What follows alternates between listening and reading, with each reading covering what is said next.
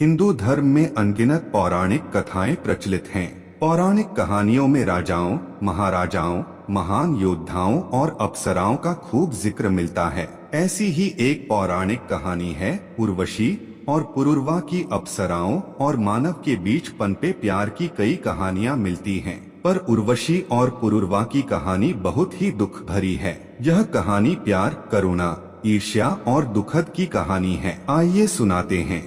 पुरुरवा पहले चंद्रवंशी राजा थे। वह बुध और ईला का पुत्र था। बुध सोम और बृहस्पति के पुत्र थे। पुरुरवा अपने समय में महान योद्धा के तौर पर जाने जाते थे।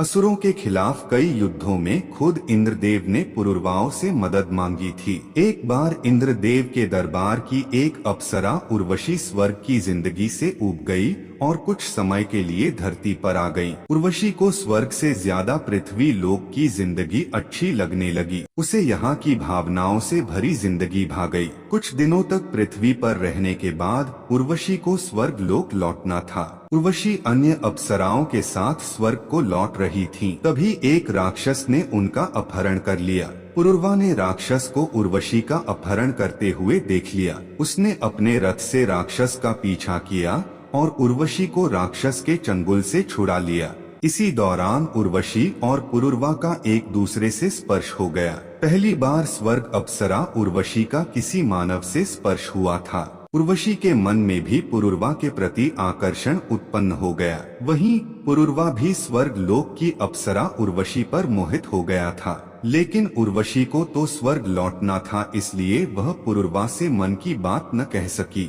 एक बार स्वर्ग में उर्वशी एक नाटक में लक्ष्मी देवी की भूमिका निभा रही थी।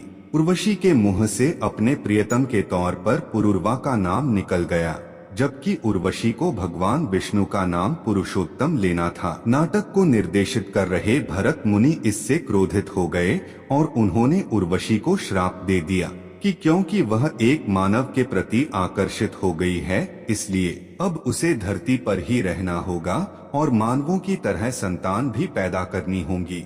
यह सुनकर अप्सरा बहुत खुश हुई, क्योंकि उसे अब पुरुरवा से मिलने का मौका मिल गया। दूसरी तरफ पुरुरवा भी उदास था। उसने कभी नहीं सोचा था कि स्वर्ग से उतरी एक अप्सरा उससे प्यार करने लगेगी। पुरुरवा की कोई संतान भी नहीं हो रही थी। इसी समय उर्वशी पुरुरवा की खोज करते हुए धरती पर पहुंची। दोनों ने एक दूसरे के प्रति अपने प्यार का इजहार कर दिया। उर्वशी पुरुरवा के साथ पूरी जिंदगी रहने के लिए तैयार हो गई, लेकिन उसने पुरुरवा के सामने 3 शर्तें रखी। उर्वशी ने पहली शर्त रखी कि पुरुरवा को उसकी 2 बकरियों की हमेशा सुरक्षा करनी होगी। दूसरी, हमेशा घी का ही सेवन करेगी। उर्वशी ने पुरुरवा के सामने तीसरी शर्त रखी कि वह शारीरिक संबंध बनाने के अलावा कभी एक दूसरे को निर्वस्त्र नहीं देखेंगे। पुरुरवा ने उर्वशी की सारी शर्तें मान ली और दोनों ने साथ रहना शुरू कर दिया। लेकिन उर्वशी और पुरुरवा की प्रेम कहानी में अब दुखद मोड़ आना बाकी था। यह सब घटनाक्रम देखकर स्वर्गलोक में देवताओं को ईर्ष्या हो रही थी।